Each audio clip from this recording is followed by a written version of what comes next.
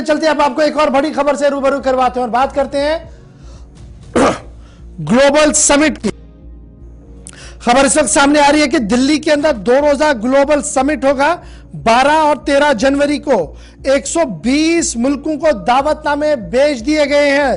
दफ्तर खारजा की तरफ से थोड़ी देर पहले इस बात की वजाहत कर दी गई है कि एक बहुत बड़ा ग्लोबल साउथ समिट यहां दिल्ली के अंदर वर्चुअली मुनक्किद हो रहा है, लेकिन यह पहला मौका होगा जब भारत की दावत पर 120 मुल्क कमोबेश इसमें शमूलियत कर सकते हैं। लेकिन जब मैं ये बात आपके सामने रख रहा हूं तो सबकी नजरें साउथ समिट की उन देशों पर है जिनके साथ अभी शायद तालमेल नहीं बिठा पा रहा है भारत, जिनमें अफगानिस्तान भी है, जिनमें चाइना भी है, ईरान भी है, पाकिस्तान भी है। तो क्या सूरत हाल है, इसको समझने की कोशिश करेंगे। और ये बड़ी डेवलपमेंट 12 और 13 जनवरी को होगी, यानी आज 6 तारीख है, सिर्फ 5 या 6 दिन का वक्त है, जिसके बाद दिल्ली के अंदर वजीर आजम साहब दोनों दिन खुद वहां पर बैठेंगे और ग्लोबल साउथ समिट वर्चुअली चलेगी, जहां पर भारत की लीडरशिप को तस्लीम करने की कोशिशें करवाई जाएंगी। रहमत कलीम मेरे साथ दिल्ली से इस वक्त ज्वाइन किया। रहमत, अपडेट जल्दी से, क्या कुछ है इस पूरी खबर में और कितने लोगों को दावतनामे गए हैं, कब तक एक्सेप्टेंस की उम्मीद है?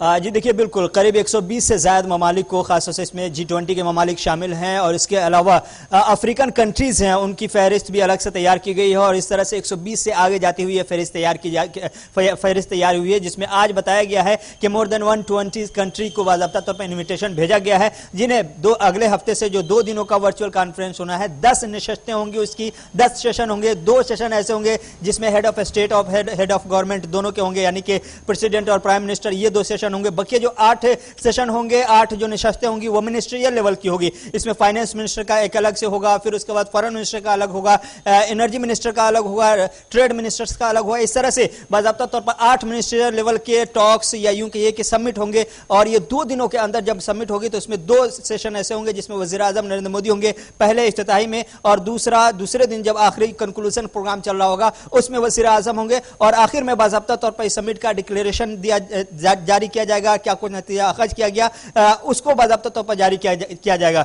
जो थीम है, जो मकसद है, इसमें सीधे तौर पर बताया गया है कि जो अब तक के हम हिंदुस्तान में देखते थे, सबका साथ, सबका विकास, सबका विश्वास, इसको बाज़ाब्ता तौर पर साउथ वर्ल्ड में या ग्लोबल साउथ में ले जाने की कोशिश है। और इसमें हिंदुस्तान के साथ साथ जो साउथ के ममालिक या जो ममालिक इसमें शामिल है इसमें समिट में, उन ममालिक को फाइनेंस के सेक्टर में क्या कुछ दिक्कत है, क्या कुछ अच्छाइयाँ है, उनकी क्या खूबियाँ हैं, क्या कमियाँ हैं और दूसरे क्या कुछ उनके नुकसानात हुए हैं। और इसी तरह से फॉरेन मिनिस्ट्री लेवल की जो टॉक होगी या फिर दूसरे मिनिस्ट्रियल लेवल की जब टॉक होगी या समिट होगी तो उसमें हर मुल्क का जो मिनिस्टर होगा वो मिनिस्टर अपने मुल्क के तजर्बात बताएगा और उसके बाद एक कंक्लूजन तैयार होगा कि अगर आप डिफेंस के सेक्टर में या फिर फाइनेंस के सेक्टर में अच्छा करना चाहते हैं तो क्या क्या किया जा सकता है और क्या नया कुछ किया जा सकता है। ग्लोबल चैलेंजेस जिस तरह से हैं इस वक्त जो डेवलपिंग कंट्री है उनके लिए। रहमत, एक छोटा सा सवाल, क्या मैं ये समझूं कि ये सारा कुछ एक सबबंदी हो रही है, एक और महाज खुल रहा है दुनिया भर के आवाज साउथ के लिए, क्योंकि साउथ नॉर्थ ये सब चीजें अलग अलग हम देख ही रहे हैं। G20 अलग है, G8 अलग है, फिर हमारा UN अलग है। इस तरीके से मुस्लिम मुल्कों के लिए भी अपना एक फोरम है। क्या मैं ये मानूं कि उन सभी आवाजों के बीच इस आवाज को मौसर अंदाज में बनाने की कोशिश की जाएगी?